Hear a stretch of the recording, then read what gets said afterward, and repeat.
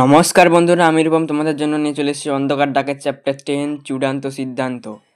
রুদ্রের নিঃশ্বাস দ্রুত হয়ে আসছিল, শরীরের শক্তি ক্রমশই ক্ষীণ হয়ে যাচ্ছিল, যেন ছায়াগুলো ধীরে ধীরে তাকে গ্রাস করছে।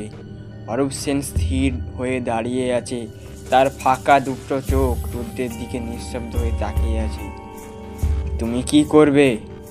রুদ্রের মাথায় তন্ময়ের কথা বারবার আসছিল। তন্ময় যে কখনো তাকে ফাঁকি দেয়নি, যে ওকে এখানে আসতে বারণ করেছিল, কিন্তু এখন যদি সে তন্ময়কে না ডাকে তাহলে ও নিজেই হারিয়ে যাবে। তার কানে আবার ফিসফিস শব্দ ভেসে এলো, বাঁচতে হলে কাউকে আনতে হবে। গলা শুকিয়ে গেল, হাত কাঁপতে কাঁপতে পকেট থেকে মোবাইলটা বের করলো। আশ্চর্যজনকভাবে ফোনটা কাজ করছিল। সে কি তন্ময়কে ফোন করবে নাকি অন্য কোনো উপায় খুঁজবে?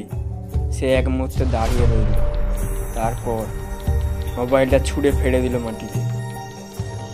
আমি তন্ময়কে ডেকে আনবো না, রুদ্র দৃঢ় কণ্ঠে বলল। আমি এই অভিশপ্ত চক্র ভাঙতে চাই। অরূপ সেন তাকিয়ে রইল, কিচ্ছু বলল না, কিন্তু ছায়াগুলো ক্ষিপ্ত হয়ে উঠল। তারা ঝাঁপিয়ে পড়ল রুদ্রের উপর। ঘর জুড়ে বিকট গুঞ্জন শোনা গেল। রুদ্র চিৎকার করে উঠল, তার শরীর যেন ধোঁয়ার মতো মিশে যাচ্ছে। কিন্তু ঠিক তখনই হঠাৎ করে চারপাশে আলো ছড়িয়ে পড়ল। একটা দরজা খুলে গেল। রুদ্র বুঝতে পারল সে শুদ্ধ পথ বেছে নিয়েছে। সে দ্রুত দরজার দিকে ছুটল। ছায়ারা পেছনে থেকে ওকে টেনে ধরার চেষ্টা করলো, কিন্তু দরজা পেরিয়ে যেতেই সব অন্ধকার এক মুহূর্তে মিলিয়ে গেল। সে মুক্ত। রুদ্র ধপ করে মাটিতে পড়ে গেল। চারপাশটা আলোয় ভরে গেল। রুদ্র দেখল সকাল হয়ে গেছে, তারপরে রুদ্রের আলো পড়ছে। সে এখন সেই পুরনো বাড়ির বাইরে, কিন্তু বাড়িটা এখন এক ধ্বংসস্তূপের মতো পড়ে আছে, যেন বহু বছর ধরে পরিত্যক্ত।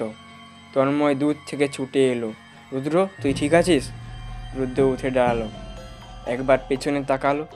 বাড়ি ধ্বংস হয়ে পড়ে আছে, কিন্তু সে জানে অন্ধকারের ছায়াপুরি শেষ হয়নি।